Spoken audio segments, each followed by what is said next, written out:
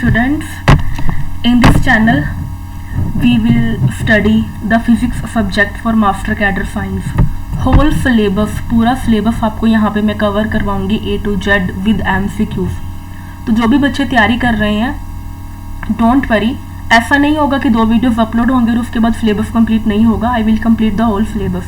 बस आपको क्या करना है, मेरे साथ जुड़े रहना है एंड तक. और एग्जाम में ऐसा कोई भी क्वेश्चन नहीं होगा जो आपको लगता होगा कि कहाँ से आ गया. ठीक है, बिल्कुल भी मत डरना, बहुत ईजी आता है. तो आज जो यूनिट में आपको स्टार्ट करवाने वाली हूँ that is the nuclear and particle physics. ठीक है, तो आज के लेक्चर में सबसे पहले हम पढ़ेंगे प्रॉपर्टीज के बारे में. किसकी प्रॉपर्टीज के बारे में? न्यूक्लियर की प्रॉपर्टीज के बारे में, न्यूक्लियस की प्रॉपर्टीज के बारे में. और आज हमने एक करना है लिक्विड ड्रॉप मॉडल. ये 2 चीजें आज हम अच्छे से कवर करेंगे. याद रखना, इसमें से जो मार्क्स है 4 से 5 मार्क्स का पेपर आ जाता है, बट मार्क्स हमेशा फ्लक्चुएट करते रहते हैं. कई बार ज्यादा का भी आ जाता है, कई बार 1-2 नंबर कम का भी आ जाता है. हर यूनिट इंपॉर्टेंट है. ठीक है, तो आज हमने ये 2 चीजें कवर करनी है. एक तो प्रॉपर्टीज के बारे में, एक लिक्विड ड्रॉप मॉडल हमने पढ़ना है. तो जब मैं आपको यूनिट स्टार्ट करवाने वाली हूँ ना, तो सबसे पहले हमें ये पता होना चाहिए कि हमने पढ़ना किसके बारे में है. एटम. एटम के बारे में हम सबको पता है कि एटम क्या होता है. एटम के अराउंड क्या रिवॉल्व करते हैं? इलेक्ट्रॉन्स रिवॉल्व करते हैं. और इसके अंदर एक कोर होता है जिसको हम क्या कहते हैं? जिसको हम कहते हैं न्यूक्लियस. हमने इस न्यूक्लियस की स्टडी करनी है. ये न्यूक्लियस क्या चीज है? ये जो लिक्विड ड्रॉप मॉडल है, ये लिक्विड ड्रॉप मॉडल भी क्या बताता है? इस न्यूक्लियस के बारे में ही बताता है कि न्यूक्लियस क्या है. अलग अलग साइंटिस्ट अपनी अलग अलग असम्पशन करते हैं ना कि हाँ ऐसा होगा वैसा होगा. ठीक है, जैसे कि एटम के बारे में कितने साइंटिस्ट ने अपने अपने मॉडल दिए. थॉमसन ने मॉडल दिया, रदरफोर्ड ने मॉडल दिया, है ना. उसी तरह से इस न्यूक्लियस के बारे में भी मॉडल दिया गया. एक शेल मॉडल भी होता है जो कि हम पढ़ेंगे नेक्स्ट लेक्चर में. ठीक है, तो सबसे पहले हमने इस न्यूक्लियस के बारे में, बेटे सारी ये जो न्यूक्लियर एंड पार्टिकल फिजिक्स है ना, इस न्यूक्लियस के बारे में ही है. इस एटम से, इस इलेक्ट्रॉन से हमें कोई लेना देना नहीं है. इसमें हमने किसके बारे में पढ़ना है? प्रोटॉन और न्यूट्रॉन के बारे में पढ़ना है, क्योंकि प्रोटॉन और न्यूट्रॉन किसके अंदर होते हैं? इस न्यूक्लियस के अंदर होते हैं. तो सबसे पहले हम इसके बारे में स्टडी करते हैं. ठीक है, अपना उठा लो और साथ साथ नोट करते रहो. ओके, तो सबसे पहले आप ये याद रखना, 2-4 चीजें मैं आपको इसके बारे में लर्न करवाना चाहती हूँ. सबसे पहले क्या लर्न करवाना है आपको? रेडियस. किसका रेडियस? न्यूक्लियस का रेडियस. की ऑर्डर कितना होता है? 10⁻⁻15 मीटर. सेकंड, रेडियस हमने किसका पता करना है? रेडियस हमें पता होना चाहिए एटम का. ये पूरा एटम का रेडियस कितना होता है? 10⁻⁻10 मीटर. इनकी रेशियो पे क्वेश्चन आया हुआ है कि अगर एटम और न्यूट्रॉन की रेशियो करें तो आंसर क्या आएगा? 10⁵ मीटर. तो ये आप तभी बता सकते हो अगर आपको ये वैल्यूज लर्न होंगी. तो इन दोनों को याद रखना. थर्ड, आपने क्या याद रखना है? डेंसिटी. डेंसिटी किसकी? Density of nucleus. न्यूक्लियस की डेंसिटी कितनी होती है? It is of the 10⁻17 kg पर मीटर क्यूब. तो काफी डेंस है आपका न्यूक्लियस, ये याद रखना है. एक आप याद रख सकते हो, मास ऑफ प्रोटॉन और mass of neutron almost equal होता है. एंड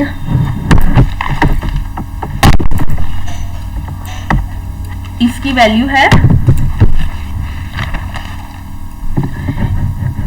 इसकी वैल्यू है 1.66 इंटू 10⁻⁻27 kg. तो ये कुछ टर्म्स है जो आपको लर्न करनी है.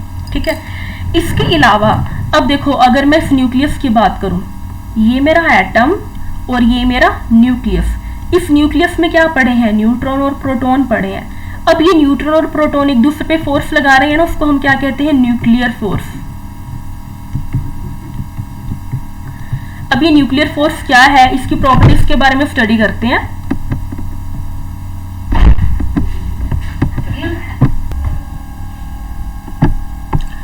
ठीक है, तो हमने इस न्यूक्लियर फोर्स की प्रॉपर्टीज पे पढ़ना है. वो बहुत इंपॉर्टेंट है, काफी इंपॉर्टेंट है. तो इस पे क्वेश्चन आ जाता होता है. न्यूक्लियर फोर्स की प्रॉपर्टीज क्या है? तो सबसे पहले अपनी ये प्रॉपर्टी याद रखनी है कि nuclear force is strongest force है नेचर में. किनसे स्ट्रॉन्गेस्ट? आपके पास 4 तरह की फोर्सेज हैं: gravitational, weak, electromagnetic and nuclear. तो ये सबसे ज्यादा स्ट्रॉन्गेस्ट है, ये आपने अच्छे से याद रखना है. सेकेंड प्रॉपर्टी क्या है? It is non central in nature. Non central. Gravitational force कैसी होती है, सेंट्रल इन नेचर होती है। सेंट्रल का मतलब क्या होता है, मैं आपको बता देती हूँ थोड़ा सा। सेंट्रल का मतलब होता है कि अगर आपके पास दो मासेस हैं तो ये फोर्स हमेशा कहाँ लगाते हैं, इसके सेंटर में। किसके सेंटर में, ये जो मासेस है ना, इनके सेंटर में फोर्स लगती होती है, ये होती है सेंट्रल। तो नॉन सेंट्रल का मतलब है कि सेंटर में नहीं लगेगी, ठीक है। तो न्यूक्लियर फोर्स कैसी है, नॉन सेंट्रल इन नेचर है। थर्ड क्या है, ये चार्ज पे डिपेंड नहीं करती है, charge independent. Nuclear forces charge पे डिपेंड नहीं करती हैं, ठीक है। जो आपके पास कूलम फोर्स है वो चार्ज पे डिपेंड करती है ना। अगर मैं थोड़ा सा आपको रिलेट करवाना चाहती हूँ, कूलम फोर्स में हम क्या पढ़ते हैं, कूलम फोर्स क्या होती है, Q1 Q2 है ना। फोर्स का फॉर्मूला हम ये पढ़ते हैं, तो मतलब है किस पे डिपेंड करिए, चार्ज पे, क्योंकि इसके फॉर्मूला में चार्ज आ रहा है। बट न्यूक्लियर फोर्स चार्ज पे डिपेंड नहीं करती है। फोर्थ क्या है, इट इज स्पिन डिपेंडेंट। ये स्पिन पे डिपेंड करती है, बहुत इंपॉर्टेंट है। स्पिन किसकी स्पिन पे डिपेंड करती है ना। अब हमारे माइंड में क्वेश्चन होता है स्पिन किस चीज की स्पिन के बारे में मैम बात कर रही हैं। स्पिन है प्रोटॉन या न्यूट्रॉन की। देखो ये न्यूक्लियस है, न्यूक्लियस की बात कर रही हूँ, एटम नहीं है, ये न्यूक्लियस है। न्यूक्लियस के अंदर ये प्रोटॉन है। अब ये प्रोटॉन ऐसे नहीं कि यहाँ पे जच के बैठा है, ये प्रोटॉन हमेशा रिवॉल्व करता रहता है, ऐसे ऐसे ऐसे ऐसे ऐसे। अब ये प्रोटॉन रिवॉल्व करता है ना, तो अपनी एक्सिस के अराउंड रिवॉल्व करता होगा। अगर ये इसकी एक्सिस है ऐसे ऐसे, तो देखो हो सकता है ये ऐसे रिवॉल्व कर रहा हो सकता है ये ऐसे रिवॉल्व कर रहा हो, तो हर बार जिसकी स्पिन है वो अलग होगी। तो जबकि न्यूक्लियर फोर्स है वो किस पे डिपेंड करती है, स्पिन पे डिपेंड करती है। तो ये बात हमने याद रखनी है। फिफ्थ इसकी क्या प्रॉपर्टी है,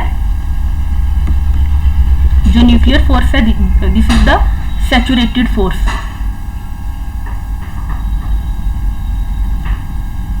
सैचुरेटेड फोर्स,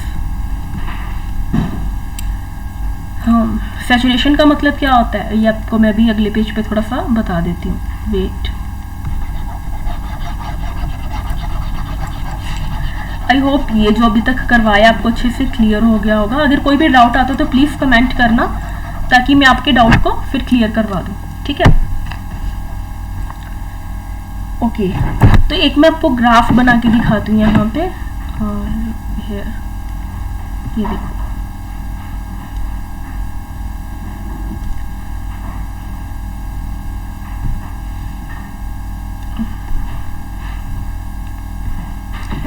ये गलत सा बन गया थोड़ा, वेट, ये लाइन बन गई, लाइन ये बनानी थी मुझे ऐसे।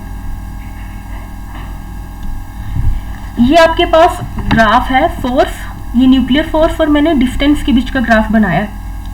ये आपके पास डिस्टेंस है, ठीक है, आर से डिनोट कर देते हैं, आर डिस्टेंस।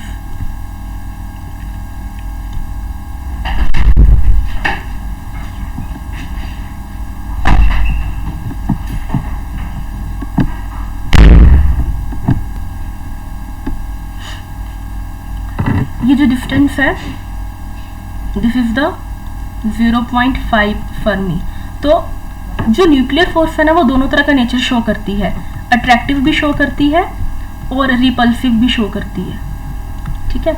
अगर जो आपका डिस्टेंस है वो ग्रेटर है 0.5 फर्मी से, तो आपको कैसा नेचर शो करेगी, अट्रैक्टिव। और अगर आपका जो डिस्टेंस है वो लेस है 0.5 फर्मी से, तो वो कैसा शो करेगी, रिपल्सिव, ठीक है। ये जो ऊपर वाला पोर्शन है ये रिपल्सिव नेचर शो कर रहा है, और ये जो नीचे वाला पोर्शन है वो आपको अट्रैक्शन शो कर रहा है, ठीक है। तो ये बात आपने थोड़ी सी याद रखनी है। और मैंने आपको बताया था कि जो न्यूक्लियर फोर्स है वो स्पिन पे डिपेंडेंट है ना, स्पिन पे डिपेंड करती है। तो इस पे क्वेश्चन आ जाता है कि अगर आपके पास ट्रिपलेट स्पिन है और आपके पास सिंगलेट स्पिन है, तो किस केस में फोर्स ज्यादा होगी। तो आपको ये बात याद रखनी है कि जो फोर्स है वो ट्रिपलेट के केस में ज्यादा होगी as compare to the singlet. Singlet का मतलब होता है कि आपके पास जो स्पिन है वो एंटी पैरेलल है, ऐसे एंटी पैरेलल, और ट्रिपलेट का मतलब है कि आपके पास जो स्पिन है वो कैसी है, पैरेलल है। तो ये थोड़ा सा आप इसको याद रखना कि जो न्यूक्लियर फोर्स है वो ट्रिपलेट के केस में सिंगलेट के मुकाबले ज्यादा होती है, ठीक है। बस ये प्रॉपर्टीज हैं जो कि आपको न्यूक्लियर फोर्स के बारे में अच्छे से लर्न करनी है। इसमें से एक दो क्वेश्चन हमेशा आ जाते हैं, एक या दो क्वेश्चन इसमें से एक्सपेक्ट किया जा सकता है, तो this is the important part. तो अपने प्रॉपर्टीज को बिल्कुल भी नहीं छोड़ना है, ठीक है। एक आपके सिलेबस में मेंशन है, that is the Yukawa theory, वो मैं आपको करवा देती हूँ। युकावा थ्योरी या मिजोन थ्योरी के नाम से आपको गिवन है, तो ये इंपॉर्टेंट है। थोड़ा सा मैं आपको इसके बारे में भी बता देती हूँ कि मिजोन थ्योरी या युकावा थ्योरी क्या चीज है। तो अब हम स्टार्ट कर रहे हैं। मिजोन थ्योरी बिल्कुल छोटी सी है, एक कंसेप्ट ही है, बस अगर आपको वो पता लग गया तो बहुत है। मिजोन theory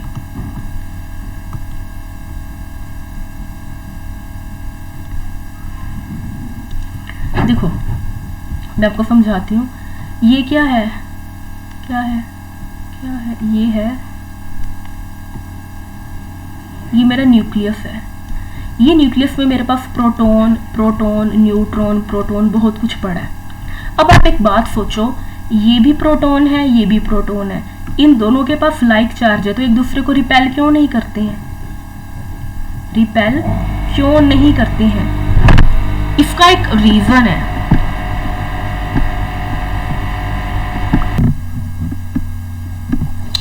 so we were on meson theory, I was saying कि आपके पास कोई भी दो प्रोटॉन्स, उनको क्या करना चाहिए? रिपेल करना चाहिए, बट ये एक दूसरे को क्या करते हैं? अट्रैक्ट करते हैं। इसका रीजन क्या है? युकावा ने बताया कि ये एक पार्टिकल को एक्सचेंज करते हैं आपस में, जिसका क्या नाम है? मिजोन है। कहने का क्या मतलब है कि एक प्रोटॉन और न्यूट्रॉन, या फिर दो प्रोटॉन्स या फिर दो न्यूट्रॉन्स आपस में कैसे इंटरेक्ट करते हैं? एक पार्टिकल की हेल्प से इंटरेक्ट करते हैं, जिसको हम क्या कहते हैं? मिजोन कहते हैं, ठीक है। मिजोन अब तीन तरह के होते हैं, that is pi zero, pi negative and pi positive. तो हमेशा आपने ये बात याद रखनी है कि प्रोटॉन्स, और या हम ये कह सकते हैं कि न्यूक्लियॉन्स को इंटरेक्ट करने के लिए एक पार्टिकल की जरूरत होती है, जिसको हम मिजोन कहते हैं। यहां तक क्लियर है? अब मैं आपको चार इक्वेशंस लिखवाने वाली हूं, जैसे कि फर्स्ट इक्वेशन है, प्रोटॉन को अगर न्यूट्रॉन बनना है तो वो क्या करेगा? न्यूट्रॉन अगर एक पाई पॉजिटिव को एब्जॉर्ब कर ले तो वो क्या बन जाएगा? प्रोटॉन। या फिर आप क्या कह सकते हो कि प्रोटॉन टूटेगा तो किस में कन्वर्ट हो जाएगा? न्यूट्रॉन में, और पाई मिजोन में। Second equation, neutron can be splitted into proton plus pi negative. Third equation, neutron can be splitted into neutron plus pi neutral, and similarly fourth equation, proton can be converted into proton plus pi zero। ठीक है, तो हम इसको ऐसे समझ सकते हैं, अगर न्यूट्रॉन ने एक पाई मिजोन को कैप्चर कर लिया या एब्जॉर्ब कर ले तो वो क्या बन जाएगा? प्रोटॉन। या फिर उल्टा हम कैसे समझेंगे कि एक प्रोटॉन एमिट कर सकता है न्यूट्रॉन और पाई पॉजिटिव मिजोन को। तो ये मिजोन थ्योरी है, इंपॉर्टेंट है, इसको आप पढ़ के जाना, ठीक है। ओके, अब नेक्स्ट मुझे आपको न्यूक्लियस की शेप्स के बारे में बताना है। जैसे कि हम न्यूक्लियस के बारे में स्टडी कर रहे हैं, तो इसकी शेप्स कितनी तरह की हो सकती है वो भी हमारा जानना जरूरी है। शेप्स, अब तक हमने पढ़ा है कि न्यूक्लियस है वो कैसी शेप में होता है? It is in spherical shape, ठीक है। बट न्यूक्लियस आपको इस शेप में भी देखने को मिल सकता है, और न्यूक्लियस आपको इस शेप में भी देखने को मिल सकता है। इस शेप को तो हम सिंपली कहते हैं दैट इज स्फेरिकल शेप। ये शेप आपकी कौन सी है? That is the prolate shape. और ये शेप आपकी कौन सी है? That is the oblate shape. अब एक न्यूक्लियस का स्फेरिकल से प्रोलेट और ओब्लेट में आने का क्या रीजन हो सकता है? इसका रीजन हो सकता है जब आपके पास न्यूट्रॉन या प्रोटॉन इक्वल अमाउंट में नहीं है, या तो प्रोटॉन ज्यादा हो जाते हैं या फिर न्यूट्रॉन ज्यादा हो जाते हैं। देखो, जब एक न्यूक्लियस स्फेरिकल से किसी भी शेप में आता है, या तो प्रोलेट में या ओब्लेट में, हम उसको कहते हैं क्वाड्रापोल मूवमेंट। तो क्वाड्रापोल मूवमेंट का क्या मतलब है? क्वाड्रापोल मूवमेंट का मतलब है that is distortion of spherical shape. Spherical shape का चेंज हो जाना उसको हम क्या कहते हैं, क्वाड्रापोल मूवमेंट। तो स्फेरिकल शेप में क्योंकि बिल्कुल भी डिस्टोर्शन नहीं है तो क्वाड्रापोल मूवमेंट कितना है, 0।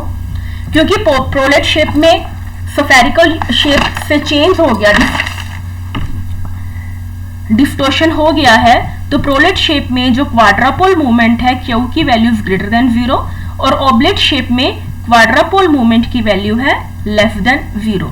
इसकी यूनिट्स पे क्वेश्चन आया था कि क्वाड्रापोल मूवमेंट की यूनिट्स क्या होते हैं, तो क्वाड्रापोल मूवमेंट के यूनिट्स किसके इक्वल होते हैं,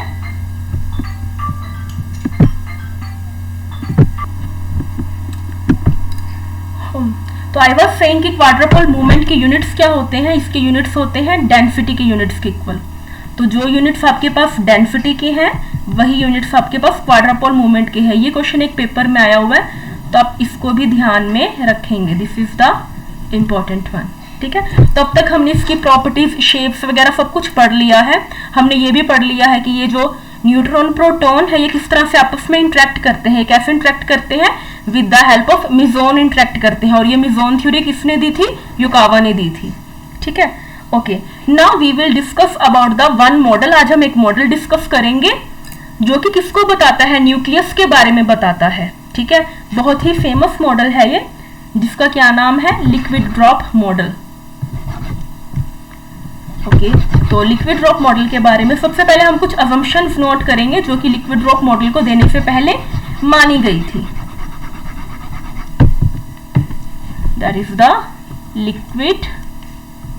लिक्विड ड्रॉप मॉडल। देखो, ये मॉडल हमें किसके बारे में बताता है, न्यूक्लियस के बारे में बताता है। सबसे पहले क्या माना गया, इसकी फर्स्ट असम्पशंस क्या थी, यहां पे मैं हेडिंग दे देती हूं कि कुछ एज्यूम किया गया था, assumptions, wait, what is happening,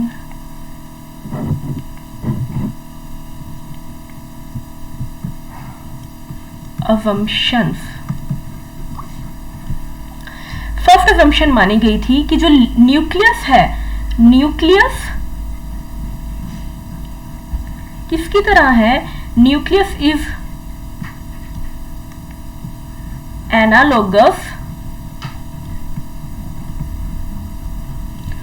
to liquid drop. ये आपकी फर्स्ट assumption है। इसका क्या मतलब हुआ, इसका ये मतलब हुआ कि न्यूक्लियस को माना गया ये पानी की बूंद की तरह है।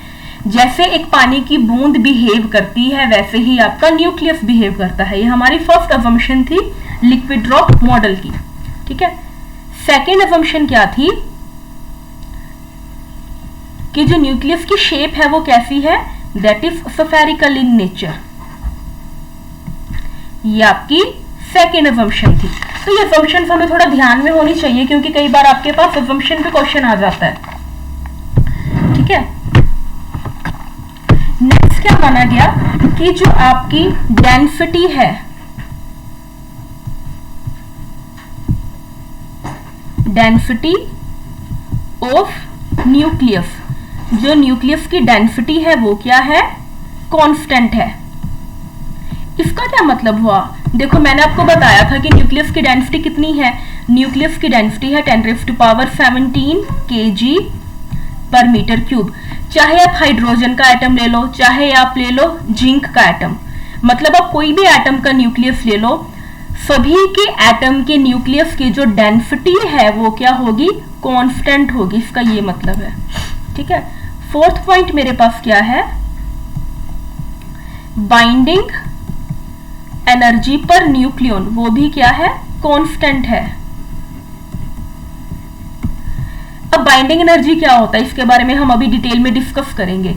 और इसको कहा गया कि बाइंडिंग एनर्जी पर न्यूक्लियस कांस्टेंट है, जैसे कि क्या कांस्टेंट होता है, latent heat of vaporisation constant होती है।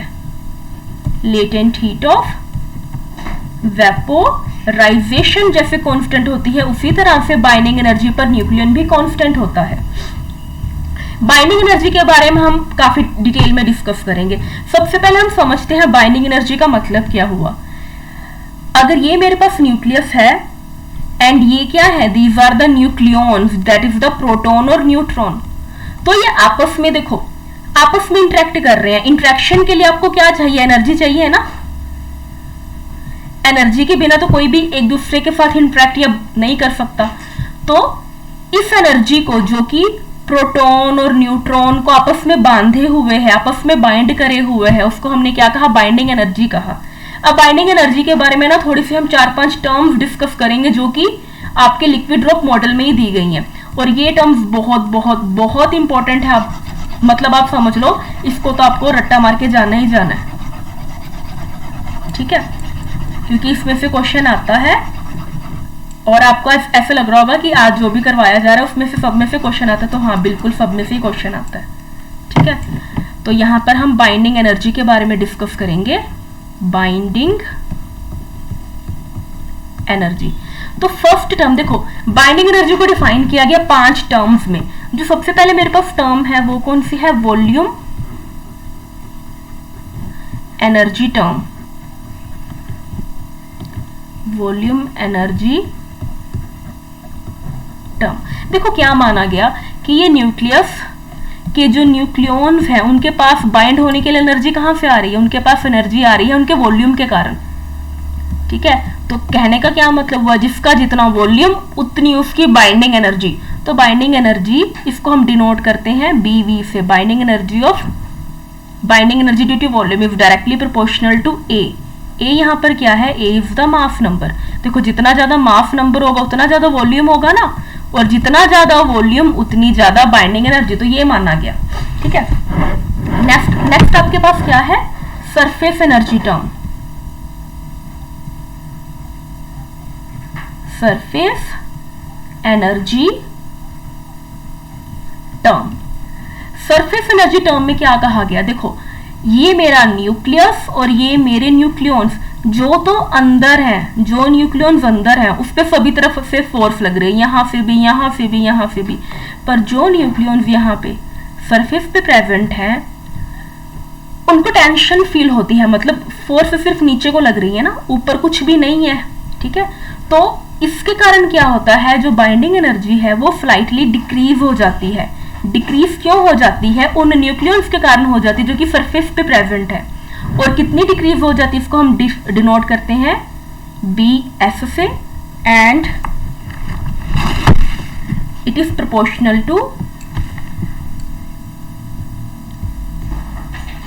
A की पावर 2/3। और अगर मैं प्रोपोर्शनैलिटी साइन को हटाती हूं तो BS is equal to minus AS, वे ये क्या है, ये कांस्टेंट इंट्रोड्यूस किया हमने, A की पावर 2/3। ये नेगेटिव साइन यहाँ पर क्या दिखा रहा है, नेगेटिव साइन दिखा रहा है कि जो मेरी बाइंडिंग एनर्जी है वो डिक्रीज हो गई है। डिक्रीज क्यों हो गई है, उन न्यूक्लियॉन्स के कारण हो गई है जो कि सरफेस पे प्रेजेंट है, ठीक है, ओके। नेक्स्ट आपके पास आती है binding energy due to the coulomb energy term, coulomb energy term. अब ये कूलम एनर्जी टर्म क्या है, जैसे कि जो कूलम एनर्जी टर्म है ये आपको मिलती है ड्यू टू द प्रोटॉन्स के कारण। आपने कूलम फोर्स के बारे में पढ़ा होगा ना, कूलम फोर्स क्या होती है, जो कि कोई भी दो चार्ज पार्टिकल्स के बीच में लगती है। सिमिलरली ये जो कूलम एनर्जी टर्म है ये भी किन पर लगती है, प्रोटॉन पे लगती है ओनली। और ये कूलम एनर्जी टर्म को हम डिनोट करते हैं BC से, and it is directly proportional to Z-1 A की पावर -1/3। जो आपको ध्यान रखना है, आपने पेपर के लिए ध्यान में रखना है कि जो वॉल्यूम एनर्जी टर्म थी वो A के प्रोपोर्शनल है, जो सरफेस एनर्जी टर्म है वो किसके प्रोपोर्शनल है, A की पावर 2/3 के प्रोपोर्शनल। एग्जाम में ऐसे क्वेश्चन आता है, जो कूलम एनर्जी टर्म है वो किसके प्रोपोर्शनल है, A की पावर -1/3 के प्रोपोर्शनल है, ठीक है। अगर आपके पास एग्जाम में क्वेश्चन आएगा तो वो ऐसे ही आता है कि आपने ये बताना है कि वो किसके प्रोपोर्शनल है, वॉल्यूम वाली किसके है, ठीक है, सरफेस वाली किसके है, कूलम वाली किसके। इसके अलावा आपके पास अभी 2 टर्म्स और हैं, वो आपको मैं भी करवाती हूँ, that is the asymmetry term and the pair energy term, ठीक है। तो फोर्थ आपके पास जो बाइंडिंग एनर्जी है वो किसके कारण है? ड्यू टू द ऑफ मिट्री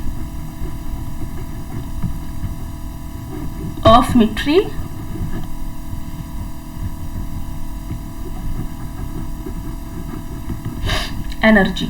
अब इसमें क्या होता है, देखो जो आपके पास लाइट न्यूक्लियाई होते हैं ना, उसमें जो नंबर ऑफ प्रोटॉन्स और नंबर ऑफ न्यूट्रॉन्स और नंबर ऑफ प्रोटॉन्स क्या होते हैं? इक्वल होते हैं। बट ऑफ मिट्री हमें देखने को मिलती है। ऑफ मिट्री का मतलब क्या हुआ? जब आपके पास नंबर ऑफ प्रोटॉन्स जो है वो नंबर ऑफ न्यूट्रॉन्स से क्या हो जाते हैं? ज्यादा, या फिर नंबर ऑफ न्यूट्रॉन क्या हो जाते हैं? नंबर ऑफ प्रोटॉन से ज्यादा, तब आपके पास क्या आ जाती है? ऑफ मिट्री आ जाती है ना। अभी हमने पढ़ा था ऑफ मिट्री आने के कारण क्या होता है, जो आपकी बाइंडिंग एनर्जी है वो फिर से क्या हो जाती है? डिक्रीज हो जाती है। अब ये बाइंडिंग एनर्जी किस कारण डिक्रीज हुई? ये बाइंडिंग एनर्जी इसलिए डिक्रीज हुई क्योंकि आपके पास नंबर ऑफ प्रोटॉन और नंबर ऑफ न्यूट्रॉन की जो वैल्यू है, जो अमाउंट है, वो इक्वल नहीं रही। इसलिए आपके न्यूक्लियस में कौन सी टर्म इंट्रोड्यूस होगी? ऑफ मिट्री आ गई ना आपके न्यूट्रॉन में, सॉरी ऑफ मिट्री आ गई आपके न्यूक्लियस में, ठीक है। तो इसको हम डिनोट करते हैं बी ए से, और ये किसके प्रोपोर्शनल है? a minus 2z by a का स्क्वायर, ठीक है। तो आपने ध्यान रखना है। नेक्स्ट आपके पास है पेयर एनर्जी और ओड इवन इफेक्ट। इसका क्या मतलब है? देखो ये आपके पास न्यूट्रॉन है, ये आपके पास प्रोटॉन है। प्रोटॉन को मैं Z से डिनोट कर रही हूं, ठीक है, क्योंकि एटॉमिक नंबर और नंबर ऑफ प्रोटॉन्स इक्वल होते हैं, ठीक है। और आपके पास ये क्या है? That is your mass number. Mass number क्या होता है? Mass number is the sum of neutron plus proton. देखो अगर आपके पास ये दोनों ओड है, नंबर ऑफ प्रोटॉन भी ओड है, नंबर ऑफ न्यूट्रॉन भी ओड है, ठीक है, तब आपके पास जो बाइंडिंग एनर्जी है वो कितनी होगी? बाइंडिंग एनर्जी होगी माइनस ए डेल्टा ए की पावर 3/4। अगर ये दोनों इवन है तो आपके पास बाइंडिंग एनर्जी कितनी होगी? ए डेल्टा ए की पावर 3/4। और अगर ये इवन है, ये ओड है, या ये ओड है, ये इवन है, तब आपके पास दोनों केसेस में जो बाइंडिंग एनर्जी है वो कितनी होगी? 0। तो आपने ये ध्यान में रखना है, ठीक है। इस केस में जो मास नंबर है वो क्या होगा? दोनों अगर ओड है तो मास नंबर भी ओड होगा, दोनों इवन है तो मास नंबर क्या होगा? इवन होगा, ठीक है। और अगर दोनों, सॉरी इस केस में आपके पास मास नंबर इवन होगा और इस केस में आपके पास मास नंबर ओड होगा, ठीक है। तो ये पेयर एनर्जी या फिर ओड इवन इफेक्ट के कारण भी बाइंडिंग एनर्जी पर क्या फर्क पड़ता है वो हमने देखा, ठीक है। तो इसको अपने याद कैसे रखना है? वो अपने याद रखना है वो सुंदर सी आप। तो आपका निमोनिक है याद करने के लिए। वो का मतलब हुआ वॉल्यूम एनर्जी टर्म, सुंदर का मतलब हुआ सरफेस एनर्जी टर्म, सी का मतलब कूलम, आ का मतलब ऑफ मिट्री एनर्जी टर्म और पी का मतलब क्या हुआ? ओड इवन इफेक्ट या पेयर एनर्जी टर्म, ठीक है। अब इनकी जो प्रोपोर्शनैलिटी है वो आपको याद रखनी है, ठीक है। जो वॉल्यूम एनर्जी की थी वो प्रोपोर्शनल थी मास नंबर ए के, सरफेस की थी ए की पावर 2/3 के, कूलम वाली थी ए की पावर -1/3 के, ऑफ मिट्री वाली थी a -2z/z के स्क्वायर के। और पेयर एनर्जी वाली हमारे पास देखो दो तरह से आ रही है, एक तो a की पावर -3/4 के प्रोपोर्शनल है, या फिर ये क्या होती है? 0 होती है। तो आपको ये याद रखना है कि ये 0 किस केस में होती है और a की पावर -3/4 के प्रोपोर्शनल कब होती है। आई होप यहाँ तक आपको काफी क्लियर हो गया होगा कि लिक्विड ड्रॉप मॉडल क्या है। इसने क्या, मैंने आपको बहुत इंपॉर्टेंट पार्ट करवाया है आज इसका, मतलब इसमें से क्वेश्चन आने के बहुत हाई चांसेस है और आए भी हुए हैं, ठीक है। तो लिक्विड ड्रॉप मॉडल आपने अच्छे से पढ़ना है। कोई भी अगर आपको डाउट लगता है, कुछ भी अगर आपको नहीं समझ आता तो प्लीज कमेंट करना। अब ये जो लिक्विड ड्रॉप मॉडल है ये फेल हो गया था। देखते हैं हम कहां कहां फेल हुआ। ये failures of liquid drop model, ये इंपॉर्टेंट है। सबसे पहला फेलियर था कि ये मैजिक नंबर को एक्सप्लेन नहीं कर पाया। मैजिक नंबर आपके पास क्या होते हैं? 2, 8, 20, 28, 50, 82, 126। देखो ये मैजिक नंबर क्या है? इन मैजिक नंबर में ना जो आपका न्यूक्लियस है वो बहुत ज्यादा स्टेबल होता है। अब ये इतना ज्यादा इनकी स्टेबिलिटी सिर्फ इन्हीं पर क्यों ज्यादा स्टेबल होती है वो ये नहीं बता पाया। ठीक है, जो न्यूक्लियस है वो इन एटॉमिक नंबर्स के लिए ज्यादा स्टेबल क्यों है, हमारा लिक्विड ड्रॉप मॉडल इस बात को एक्सप्लेन नहीं कर पाया। इसकी फर्स्ट फेलियर था। सेकंड इसका फेलियर क्या था? ये न्यूक्लियर स्पिन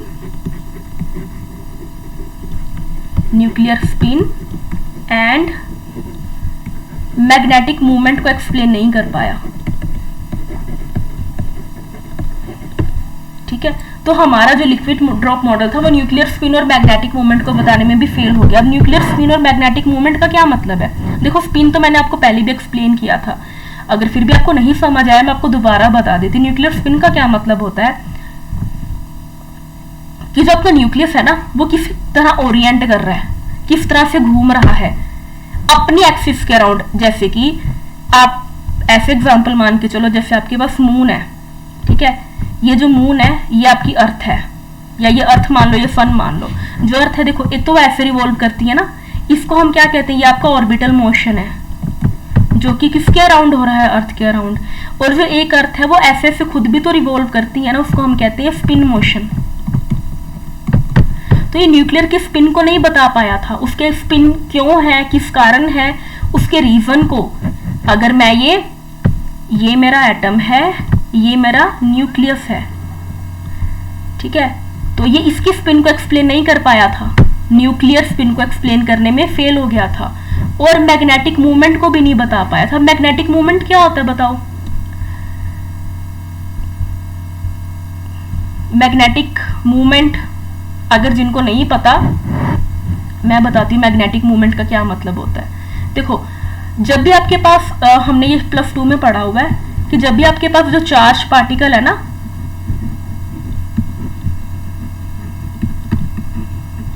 एक सेकेंड वेट,